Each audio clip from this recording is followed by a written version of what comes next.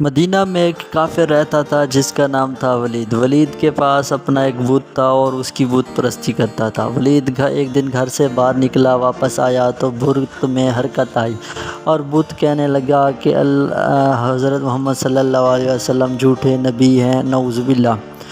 تو یہ بات سن کر ولید گھر سے باہر چلا گیا اور لوگوں کو بتانے لگا اور لوگوں کو بلا کر گھر لے آیا، اور جب وہ لوگ گھر اس کے پہنچے تو وہ یہ لفظ دہرا رہا تھا، بت۔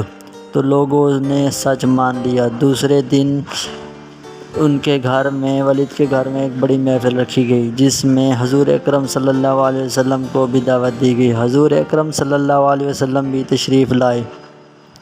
تو اس دن اس بت نے یہ کہا کہ اللہ کے سچے نبی حضرت محمد صلی اللہ علیہ وآلہ وسلم ہے اور تم لوگ سارے اس پر ایمان لاؤ، اور نہیں ایمان لاؤ گے تو دوزخ میں جاؤ گے۔ بت کی یہ بات سن کر ولید کو غصہ آیا اور ولید نے بت کو اٹھا کر پھینکا اور ٹکڑے ٹکڑے کر دیے۔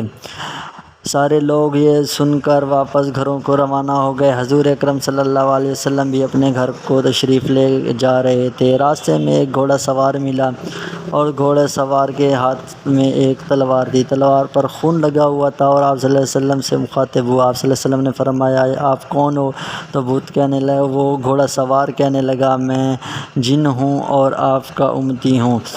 کہ ولید کے گھر جو بت تھا اس میں ایک کافر اندر گھس جاتا تھا جس کا نام مصور تھا۔ مصور یہ کہتا تھا کہ حضرت آپ جھوٹے ہیں، تو آپ صلی اللہ علیہ وسلم آپ سچے ہیں۔ میں گھر نہیں تھا، جب میں گھر آیا تو میرے گھر والے رو رہے تھے اور مجھے بتایا کہ مصور ولید کے بت میں گھس کر یہ باتیں کہتا تھا، تو مجھے غصہ آیا، میں غصے سے تلوار میں نے اٹھائی اور راستے میں مصور کو قتل کر دیا۔